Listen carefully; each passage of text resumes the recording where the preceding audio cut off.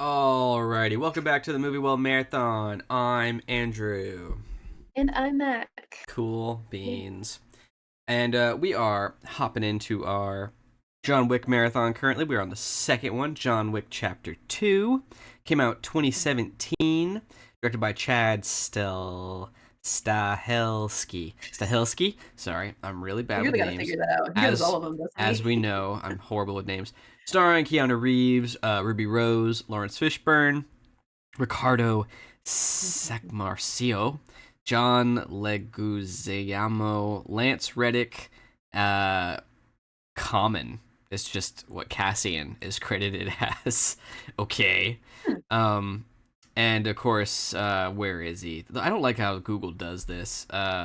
Franco Oh, I Nero know. is Julius, and then the guy who's the Continental manager, Oh, the Shane. manager. Yeah, that guy. That Um, guy. that guy. Yeah, I can't find it. Whatever. But yeah, we're in John Wick Chapter 2. How are we feeling? I know we had some mixed feelings about last week. How are we feeling about the sequel? This one did bring me in faster than the other one Mmm. did. Okay. Kind of lost me in the middle, but Oh. the end was interesting again. I don't know. Okay. It's very much a movie of action Mm-hmm. and Mm-hmm. bloodshed. And Mm-hmm. while they do pull it off in spectacular fashion, to me, it kind of just like feels like we're spinning in place when he's had several like 10-minute long Mm-hmm. fight sequences. Mm-hmm. And I'm like, okay, we get it. You're like very dangerous and you can do some cool things when you're killing people.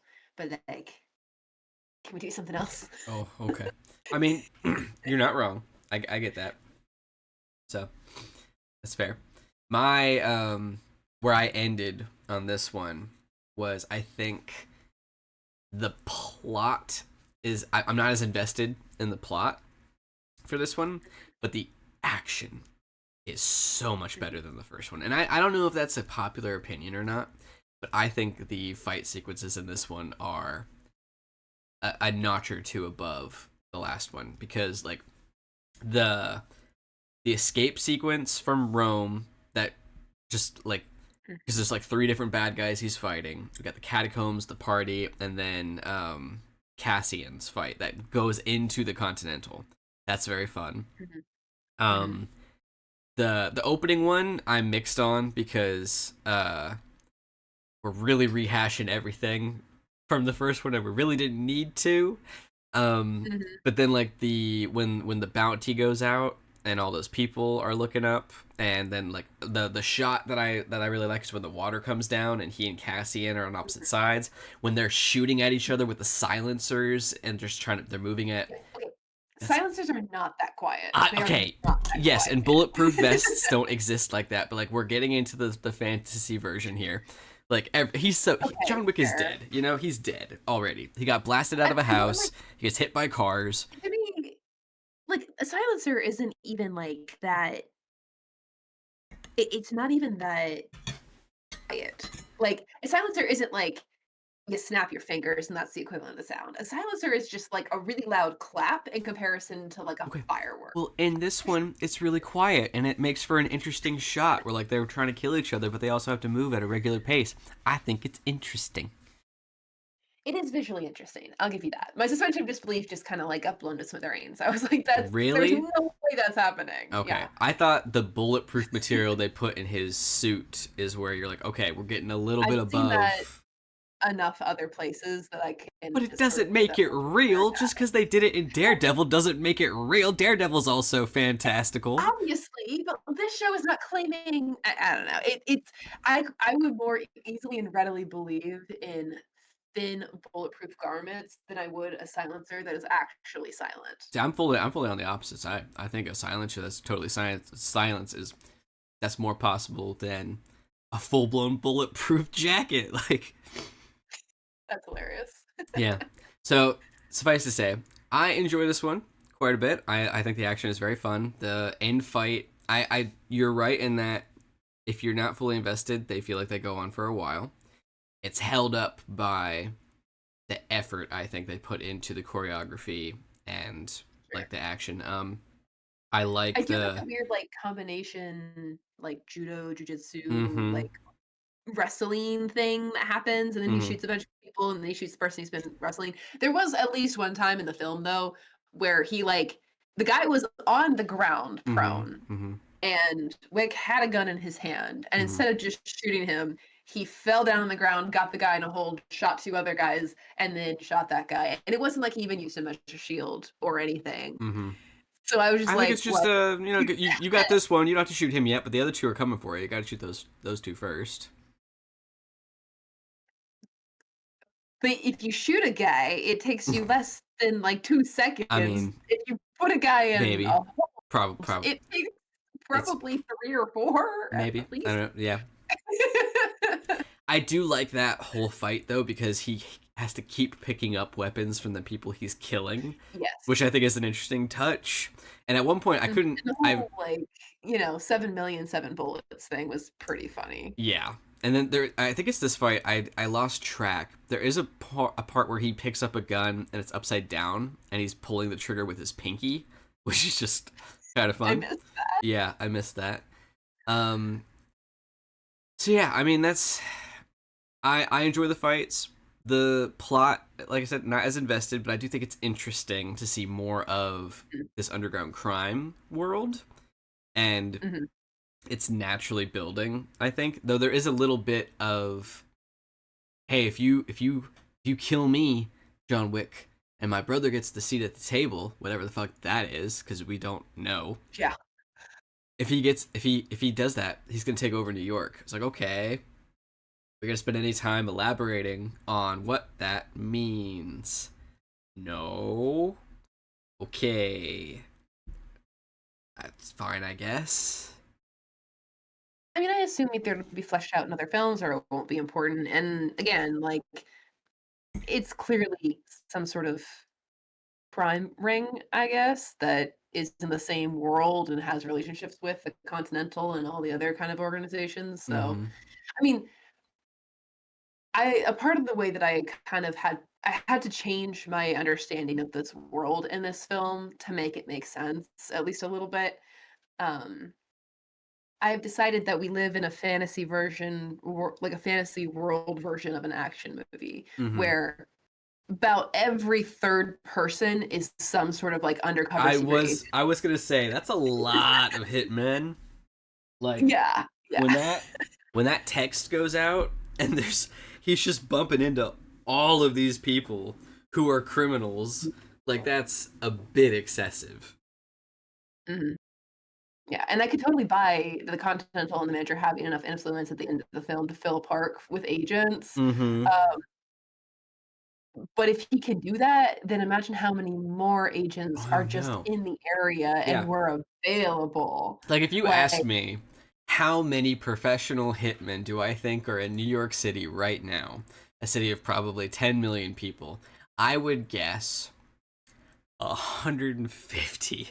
And for John right. Wick to pass like half of them on his way, that is a lot. That's a lot. Mhm, You know, mhm, again, I like the fight sequence though of the lady with the violin and the big dude. Like, it mhm, makes for fun television, but there is mhm. definitely some interesting interesting things are going on here. Like, so many people are employed by this what seems to be Yeah. very lucrative underground world of criminals that is becoming less and less secret. Like, Yeah, there's, like, casualties all over the I place. know. They're holding this secret I organization celebration at the end in a museum, I don't like think we ever really get to this thought process, but I wonder if part of the rationale or the believability and why it's so prevalent in the states. I know we see Italy, but like let's say Mhm. that was more of an outlier. I wonder if it's because the states is the way it is with guns, and they could just write it off as another mass shooting, and it's just like, oh yeah, That's a okay, great point. okay, yeah, yeah, that tracks. They would get a lot of cover from Mm-hmm. that sort of thing. Mm-hmm. Also, the States is just really hard to police as a unit, like, the FBI had to be invented because people just cross state lines and there wouldn't be any criminal records for them, so it's the United States is a bit ideal for those who need to hide things from the law. Mm-hmm. Um, But also in this world, but we don't really seem to need to hide things from the law. and that's kind of where I was going because Yeah. like the one policeman we see, kind Jimmy. of by plot necessity, Jimmy, he doesn't really like do anything about it, and clearly he has to report back to the precinct something, Something. right? You And think. they're not making him do anything about it or showing up themselves, so that precinct is at least a little okay with it. I And guess. again, like we talked in the last one, there's probably a fair amount of like, I'm not trained for this. I will just die, Mm-hmm. and then there will be consequences. So I will turn a blind eye to it. But there's again, it's so prevalent in everything. And he's the only police officer we ever see, even though we have Yeah. multiple shoots out in public places. Uh-huh. Like, come on, Yeah. guys. Anyway, I suspension of disbelief aside, the action sequences are really fun.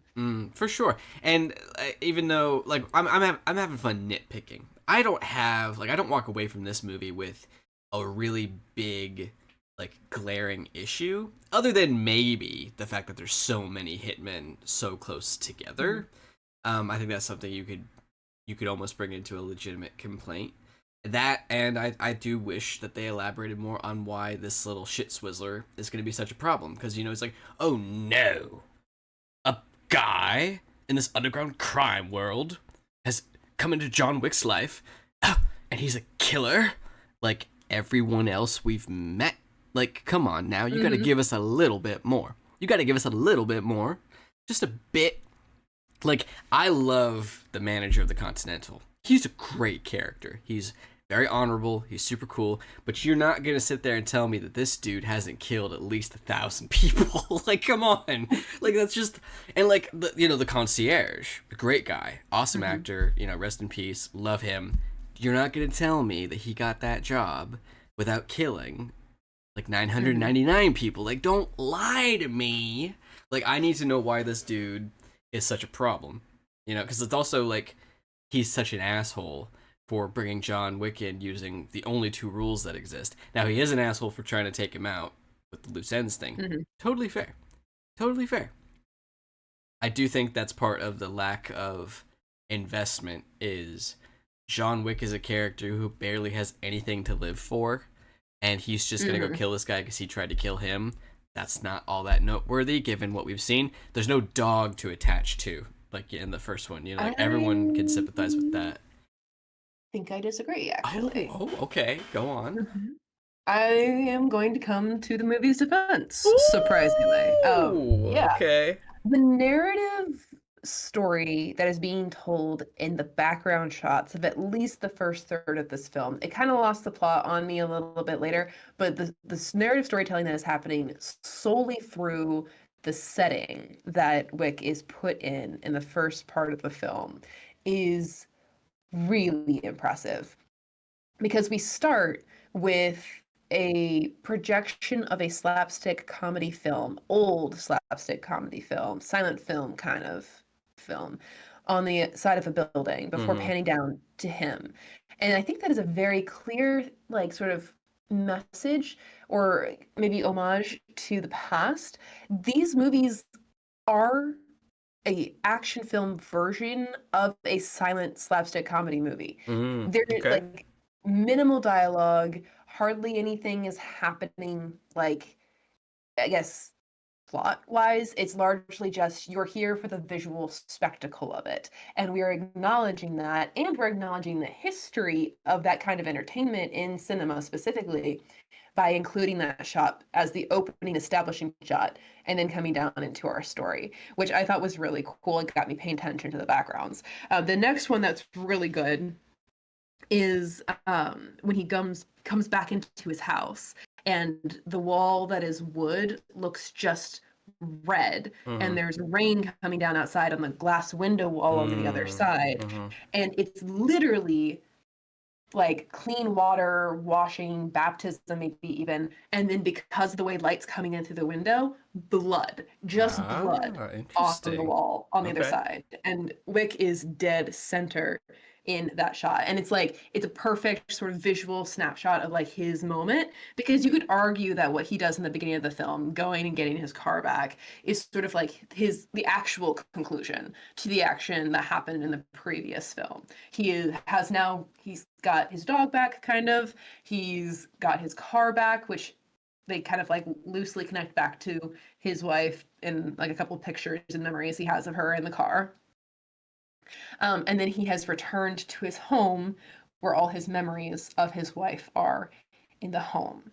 And then when this guy shows up, Santino de Antonio, he has a conversation with Wick where he calls him in, and Wick's like, I don't want to. I just kind of want to live in my memory of my wife. And he requires him with the thing, and he still refuses. Again, through a trick of the light and windows, there's fire behind him in the window pane. It's technically just the way light is reflecting off, I think, a water feature outside, but it looks like a fire in a tree. And then like 30 seconds later, he blows up the house, which is John Wick's last remaining true untouched temple almost to his wife. He loses his refuge when this guy shoots and destroys his house.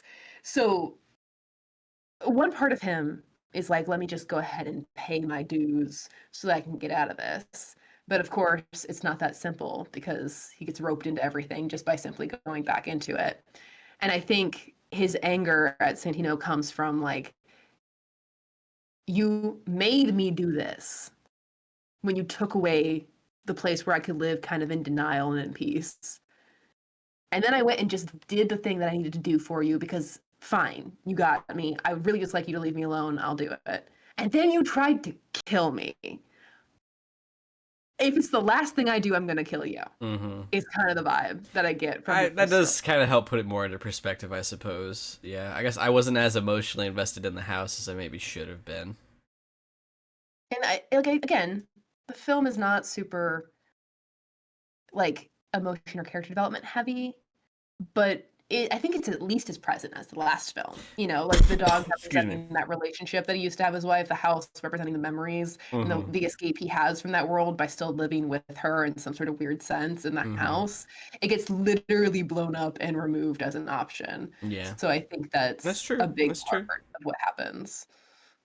Yeah, okay, I'll give you that. I do.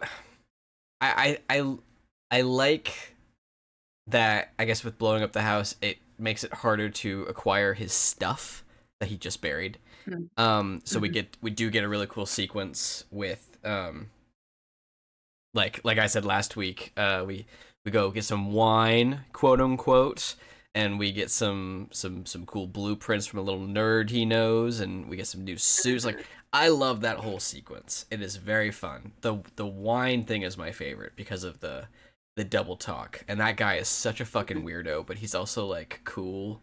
If that makes sense. He gets a little too excited about dessert being the cutlery, but it's very fun. I enjoy that quite a bit. Yeah, no, that scene is good. The weapon purchasing part of it also grabbed my attention the most. The aesthetics of our map historian guy, yes, very interesting. I want to know more about him. 3 coins. Like, John Wick was happy about that. If you know anything about ancient maps and Rome, finding a way through the catacombs that has not been blocked, destroyed, or is just simply inaccurate is a 3-coin kind of job. I guess so. Like, it was I don't remember off the top of my head. It was at least 3. That was at least 3 coins. Like, good shit, man.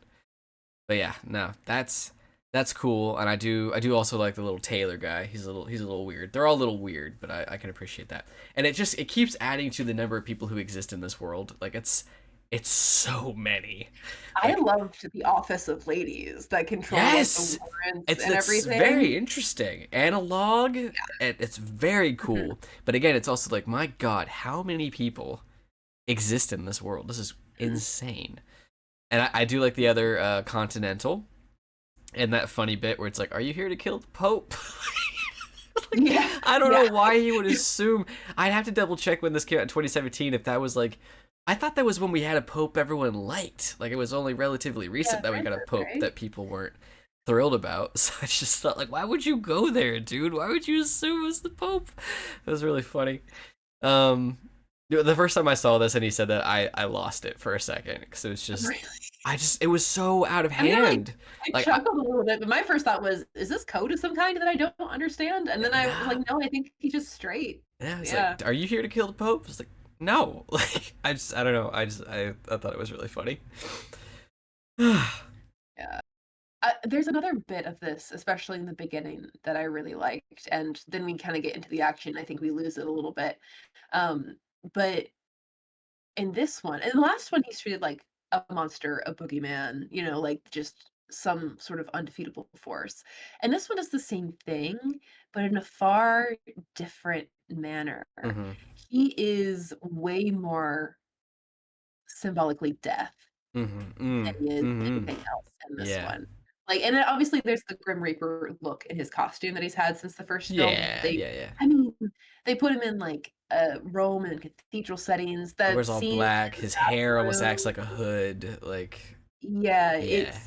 I mean, her like the whole, I'm gonna choose to die the way I want, but he still like holds her hand, which is like the touch Yeah. of death, and then kind of Oh, that's ends it. good. Like I took that it, purely as comfort. I thought that was oh, purely.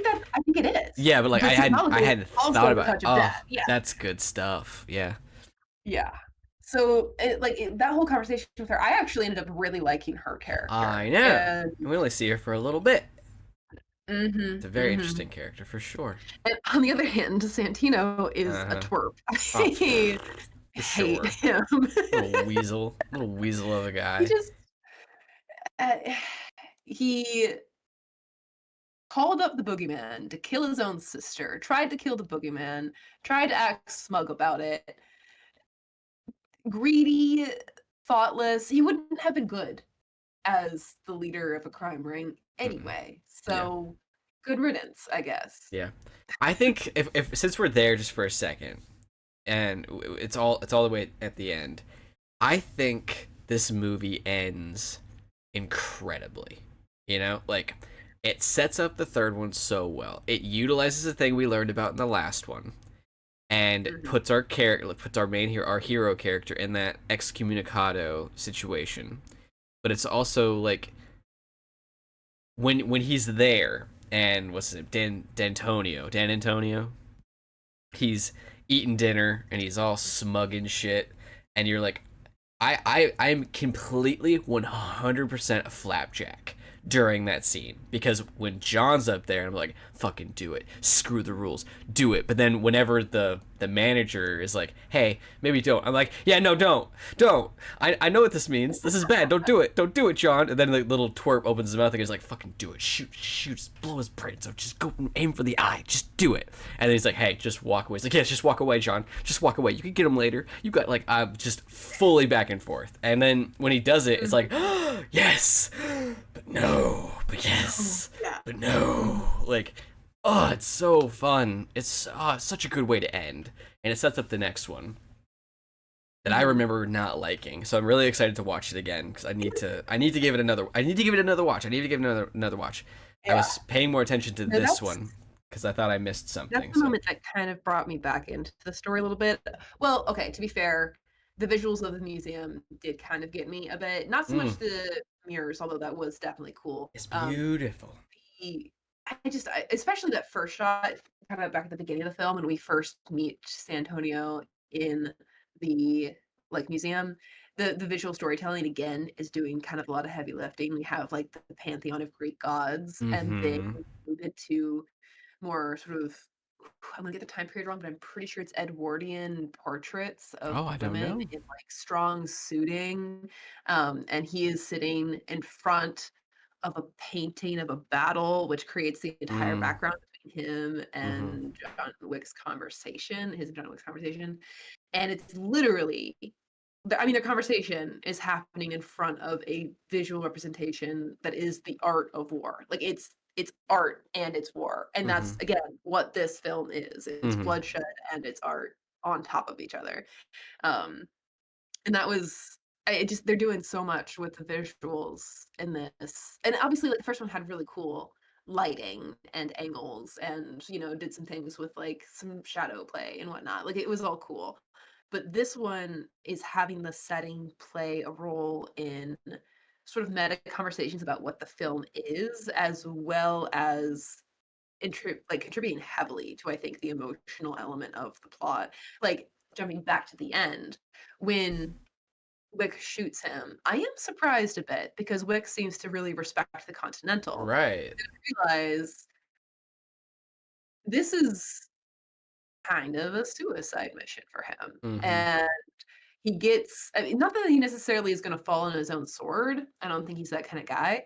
But at that point, he was like, knowing the rules, he said, it is worth my death to shoot this guy right here, right now. Mm-hmm. And he does it. Mm-hmm. And I think he's genuinely surprised that the manager does not take him out. Mm-hmm. And that is, I think, interesting for the character just in terms of like, he is done. Not just like done with the job, but he is done with the struggle. He kind Mm-hmm. of wants it to end. And he obviously can't retire Right. because that keeps bringing him back. Every time he refuses, even going so far as to break the rules, his haven gets destroyed. Mm-hmm. So he wants out, and that seems to be the best way out. And then the movie denies him Mm-hmm. that. The manager says, I'm actually not going to do it. There's a consequence, Yeah. and you're going to struggle and suffer, but I will not be the one that ends you. Because of that though, I do find John Wick's motivation a little bit confusing at the end.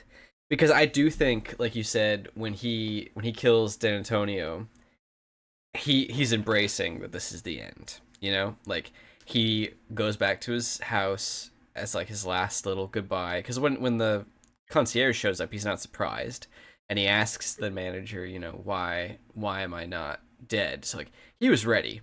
So then the manager gives him 60 minutes, and he's like, Mhm. I'll kill every motherfucker that comes to me. He's like, you just embraced your end, dude. Like, what are you doing? Go get your last dinner if you want to end. You know what I mean? Like, go spend a Well, I walk think in the park with your dog and then end it. If you had embraced the end, is this 60 minutes really gonna do it for you? Now I've seen the next one, so I understand. But like, it's just, I do find his turnaround very aggressive. Not well, I think it has necessarily to out do of.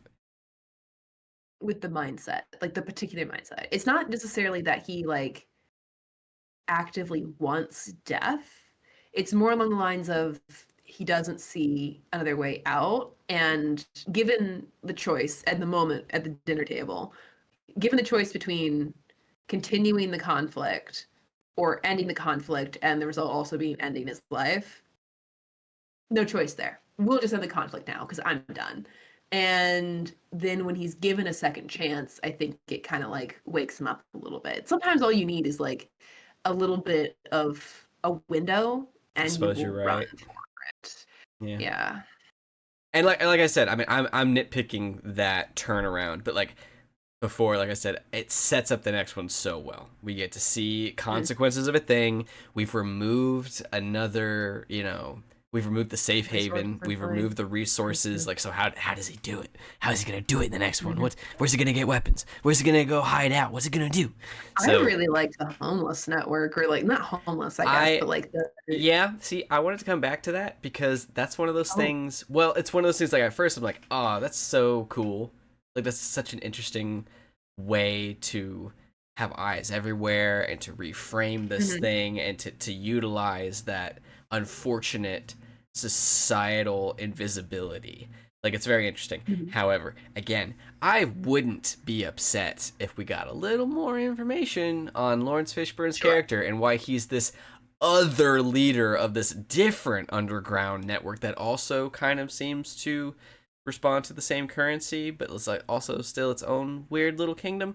I would just a Mhm. smidgen, Mac. That's all I want is a smidgen of info because I mean, they set up that these characters know each other, and that's awesome. But we somehow go from I'm gonna kill you You tried to kill me. You kind of gave me a way out. To now we're kind of not friends, but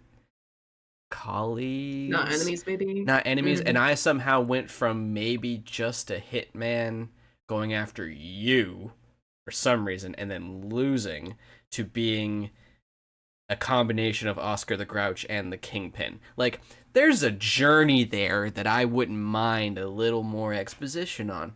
That's all. That's Hmm. all. You know? Because are we saying, because the movie is kind of saying, are we saying that, like, every homeless guy is probably, or I'm sorry, I do like to be I aware mean, of in this. this Are world, we saying that but every unhoused individual in New York City is under Lawrence Fishburne's control? Or did John Wick recognize that guy? Because you're not going to tell me that John Wick recognized that dude. There's no fucking way. I don't think So he it's did. just Hmm. everyone?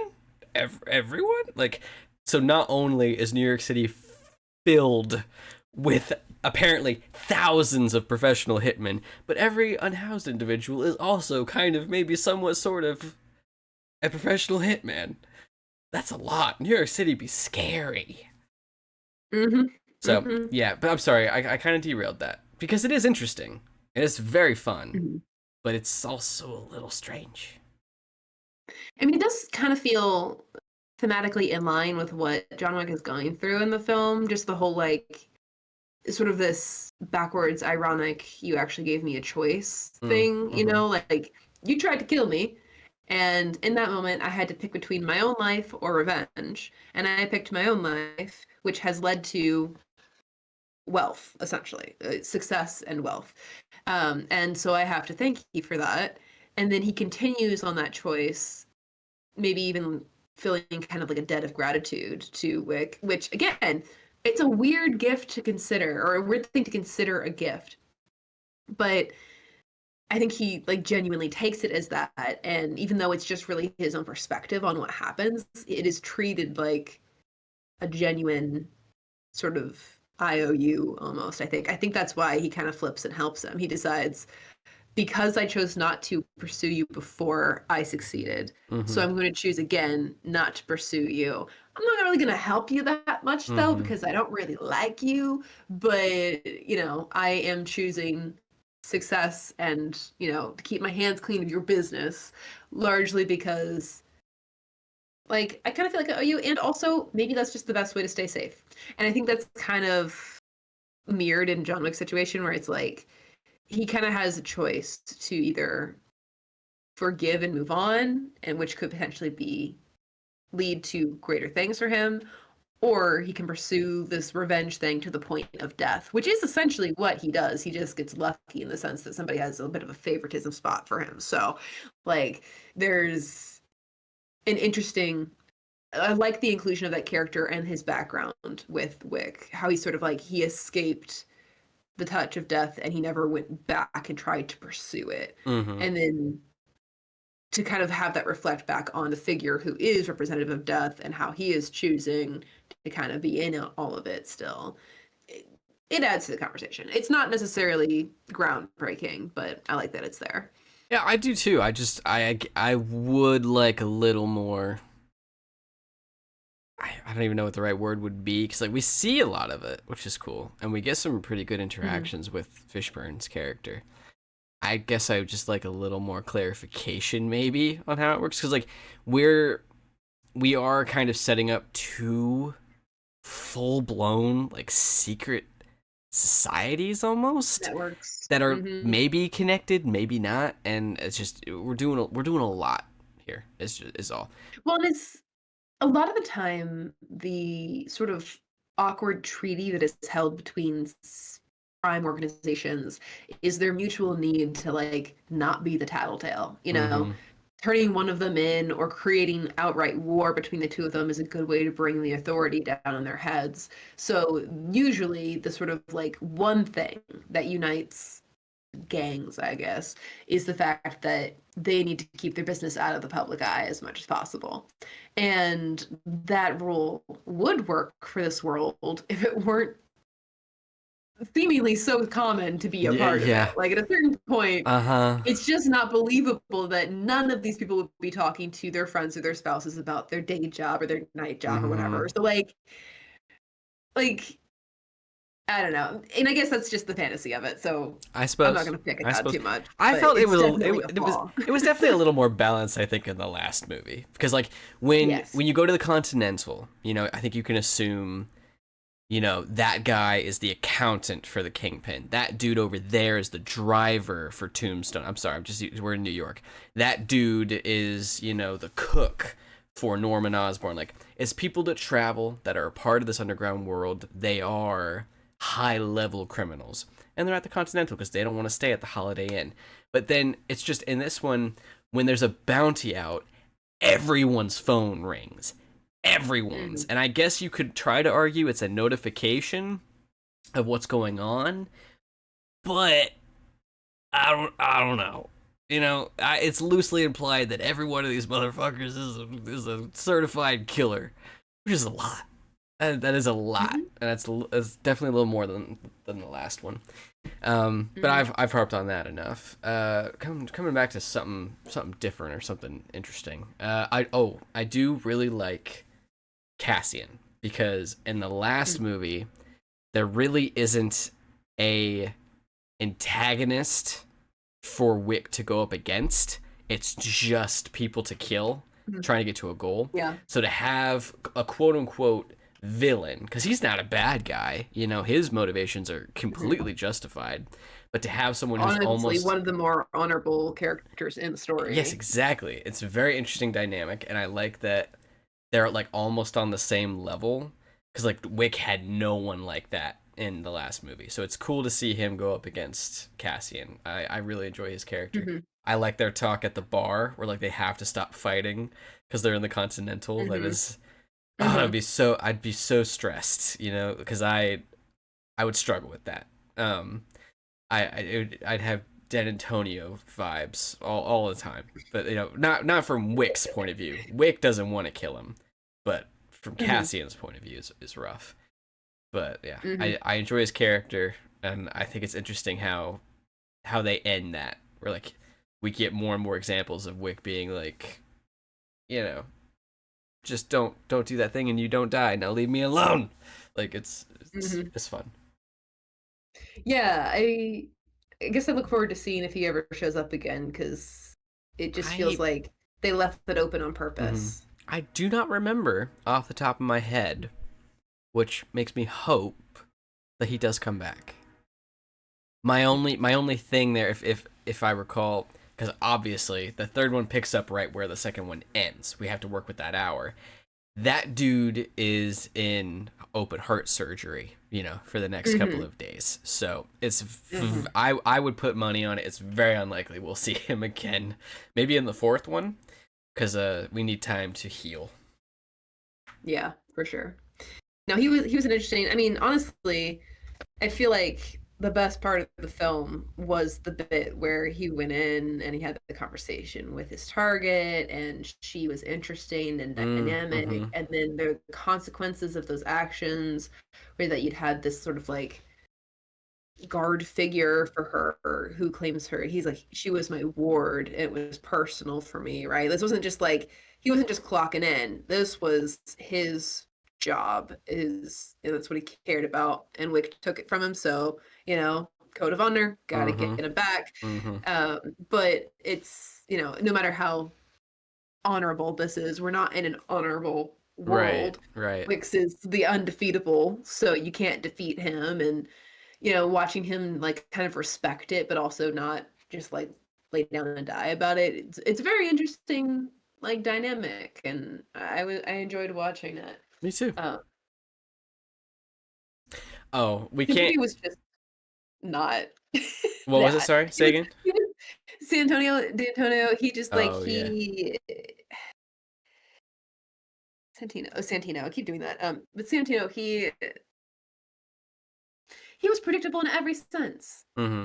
John Wick didn't do what he wanted, so he hurt him. Mm-hmm. John Wick finally did what he wanted, so he betrayed him. Mm-hmm. And then he acted like it was fine, and he had to flee his own party, and then he died. Like, Yeah. and not that it was bad because of it, but predictable. I mean, Nothing new from that guy. very, very much so. And I really love. I want to double check his name because Winston. They say it all the time. Winston. I love Winston's character. I love how Winston gets to put him in his place multiple times. Like I love moments like that in movies in general, but like the you have no power here kind of moments. And I like that we get when it's like, I want his membership revoked. Like, bitch, shut your ass up. This is my house. And for whatever reason, I imagine it's explored in the show, I have full power here. Super cool. Would love a little more explanation on that too, but I'm not complaining because it's just cool right now. So, yeah, that's good stuff. Oh, real quick, doesn't matter at all, but because I am invested enough in this world that I like these little things. We see the dude who makes the coins. I just think that's interesting. You know, I just think that's kind of fun. It doesn't matter at all, but it's just to know that they're like handmade by this like artiste who does. I love the fact that this is a luxury underground world. Yes. Like, and obviously, we don't apply morals to the John Wick films, but morally, the idea that those who are bloody are the ones who are living most luxuriously it's very frustrating.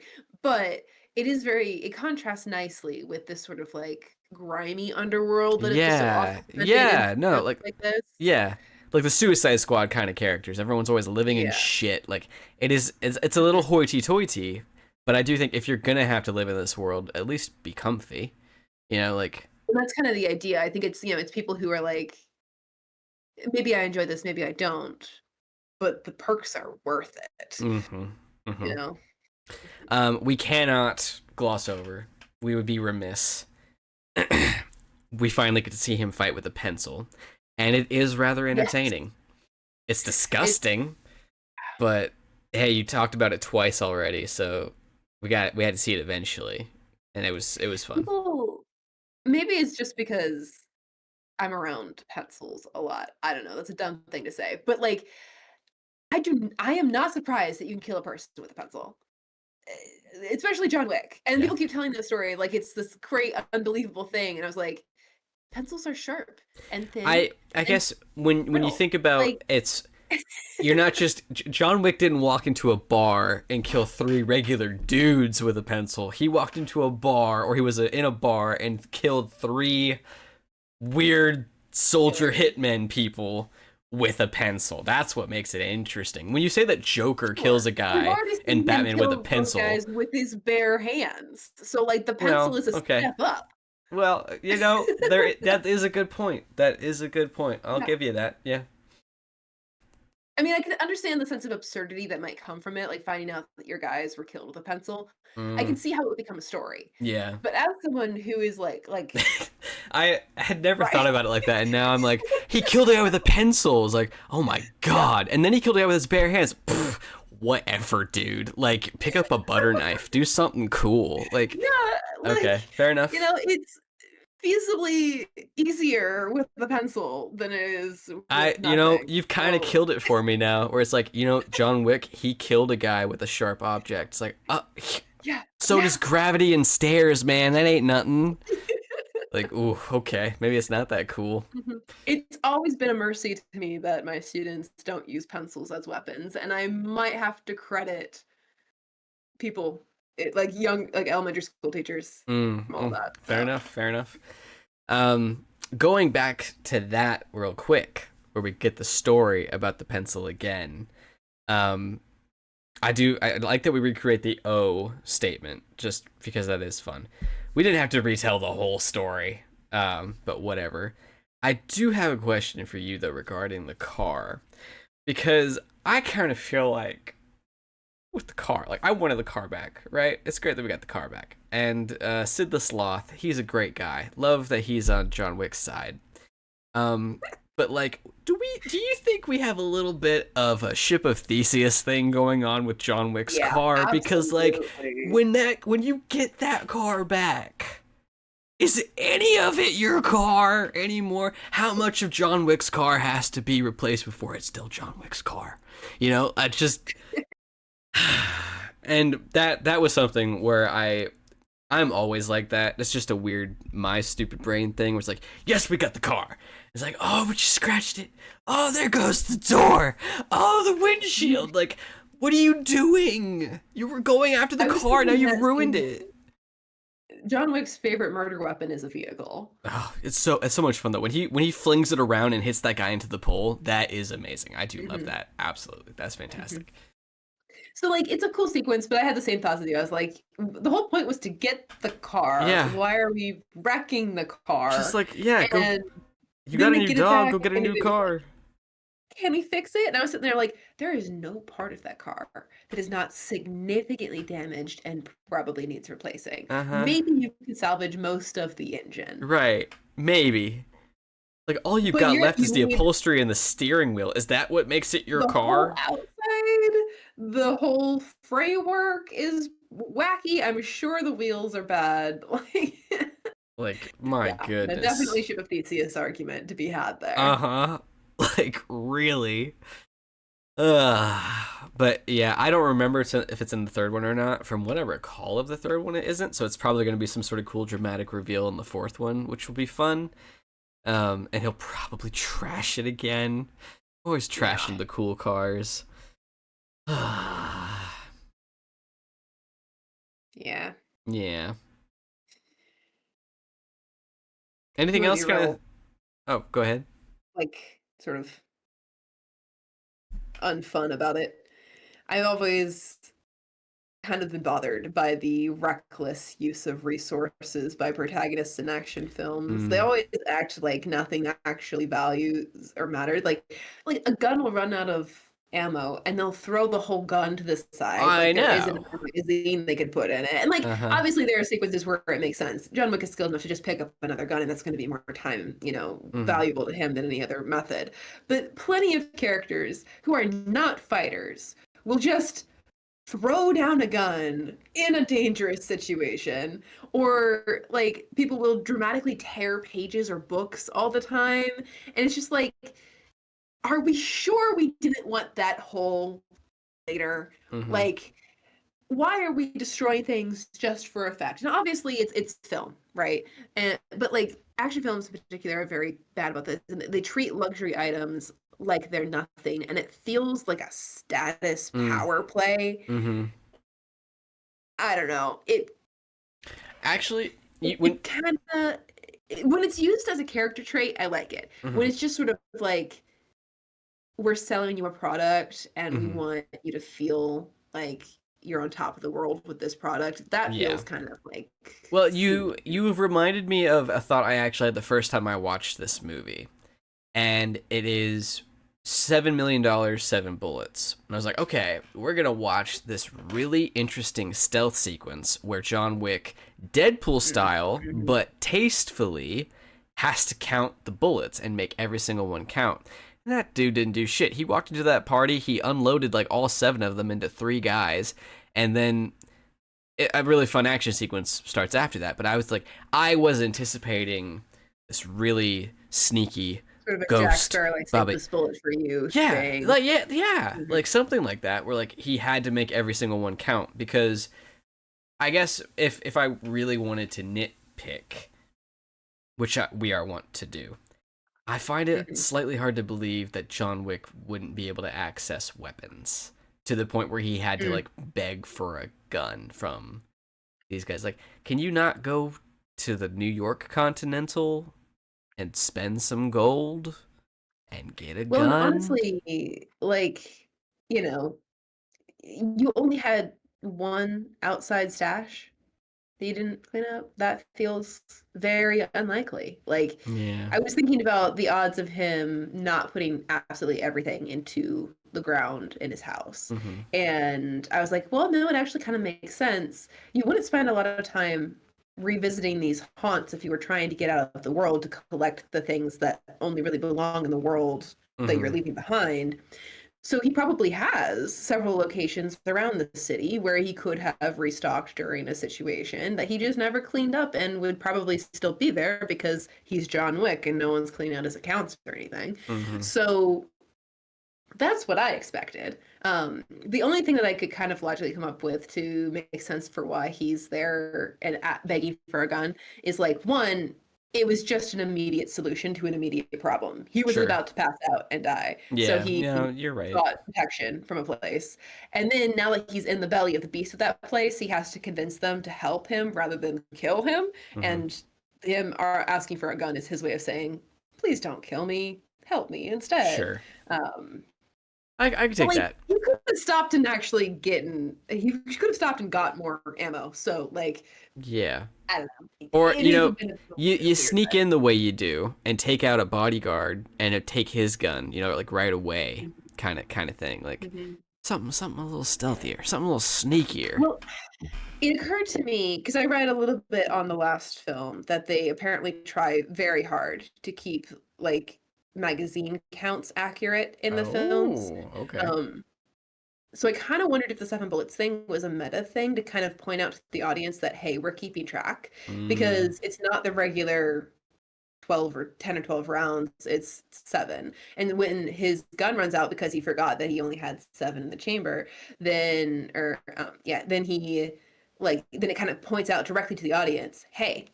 you see how he only had seven? mm-hmm. We're watching that, you know? I Um, suppose.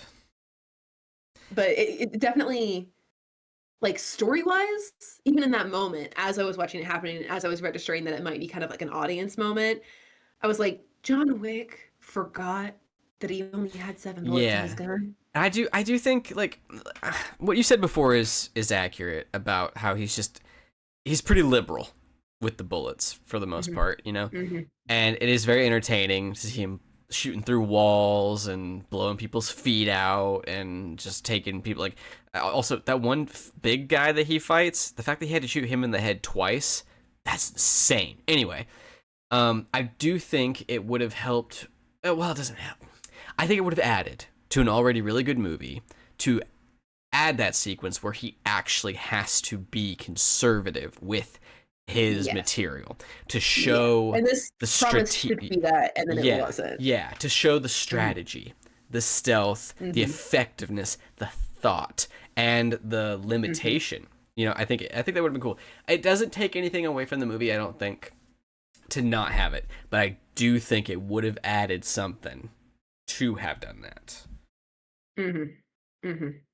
No, I'd agree with all of Yeah, that. slight I don't slight know. missed opportunity on John Wick Chapter 2. Ugh, it's ruined it for me. No, not really. I'm being silly. I'm trying to decide how I feel about the funhouse mirror thing too. On one hand, it is technically very cool, like in the sense that, like tech wise, it's very Yeah, cool. It's a with bunch of the mirrors. They cameras and filmed stuff, like without getting the it's camera very in there. very Yeah, successful. they pulled off a more or less followable, like they trick you occasionally with mirrors. They also let you see like the reality. So like it's just the right amount of trippy, you could argue. Um, and I really liked the set. Like Mhm. as improbable as it is for a museum to have stairs with no handrails in that particular environment, Mhm.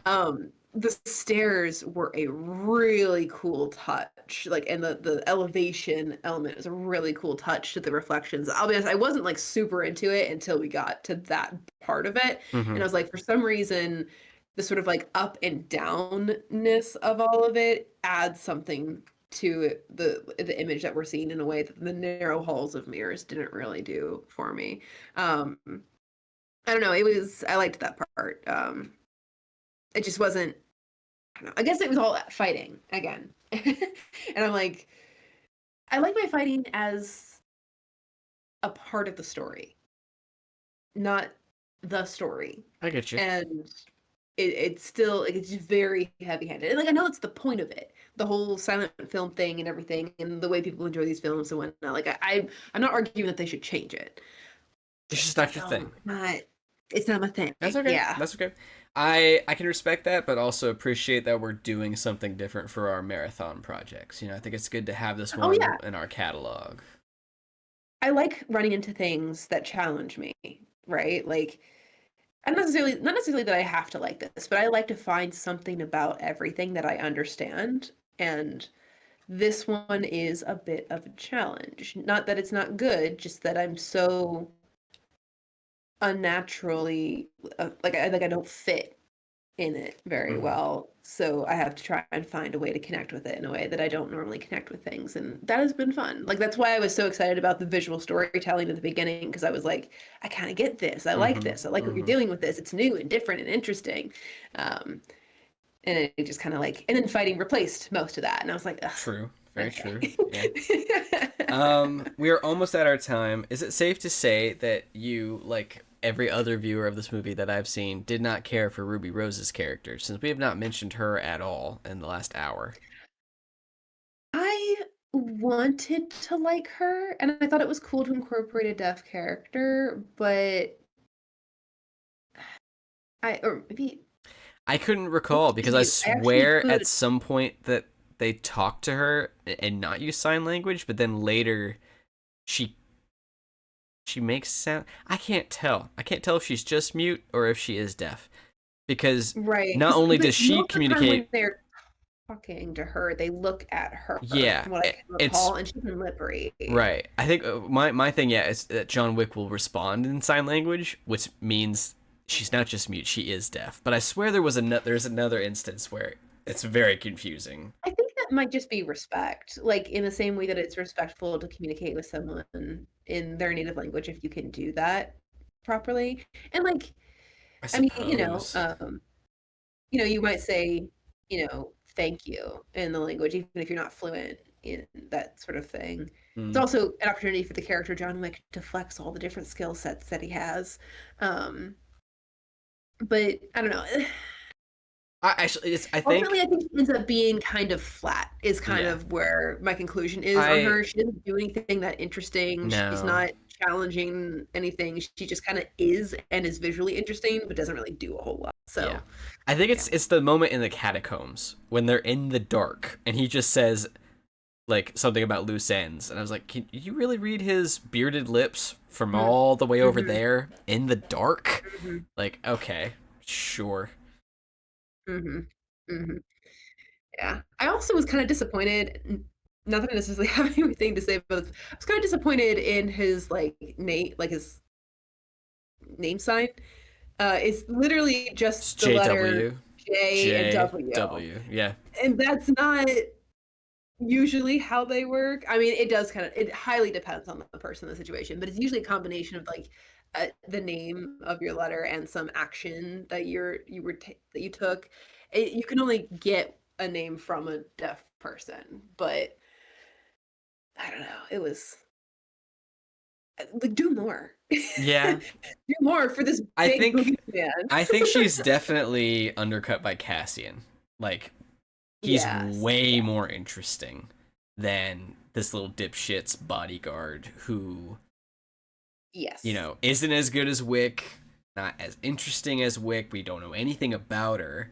They tried to add something to her to make her interesting, but like Cassian is immediately more interesting because he has a connection Mhm. to this person that Wick is forced to take out but has no good reason to. Like all of that is so intriguing and way more compelling Mhm. than anything that Batwoman brought to the table, unfortunately.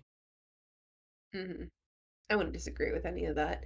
I don't necessarily think that her character should be removed, but in any sense, like to make the plot better. But like, Mm-hmm. I would definitely lower the frequency of her appearances because she shows up a lot and does a lot of nothing. Yeah, So, she just kind of keeps getting her you ass know, kicked. yeah, yeah. So, Yeah. or at least set her up to be something in later films rather than Mm-hmm. just like a total nothing that ends Right. at the end of She's the film. definitely she's So, definitely dead. So yeah. yeah. Well, we are kind of at our time. I think this one's a whale easily. I think it's really really good. I think last week you said you couldn't give John Wick one a whale. I don't recall. I'm pretty That's sure. what I said. How do we feel about this one though? Rewatch it, but I don't know if I would ever like intentionally turn it Okay. on my own Okay. again, and like I would definitely watch it with someone, but I don't know. It's closer. It is closer than Closer, the first ones. slowly getting there. we're getting more plot, we're getting more development, we're Yeah. getting more effort in the storytelling, so, like, I am noticing things that I like more, but I still don't know that I could really say this one's a whale for me. Okay. Again, Okay. technically, is it a good film? Sure, Hmm. it sets out to do something very specific, and it accomplishes a lot of those goals, but when it comes if whale is a measurement of personal enjoyment, Hmm. it doesn't apply to this film. All right. Fair enough. Fair enough. I am excited for next week because I have only seen that one once. I did not enjoy it. People love it. So it'll be a Interesting. very good conversation. Like, I swear that there was like a weird oversight that messed with the plot for me, but I may have just missed something. So I need to remember how this one, the second one, works. Cause I don't know. I feel like there's some kind of weird, um, like, I don't know. We'll get into it. I'm excited for next week though because Mhm. it'll be a good conversation. However, it is weird. There's some weirdness, like next level weirdness. I personally think so. Okay. I know nothing about it, so I Cool, guess I'll check it out cool, this week. exciting. All right, that's us for now. So bye, everybody. Bye.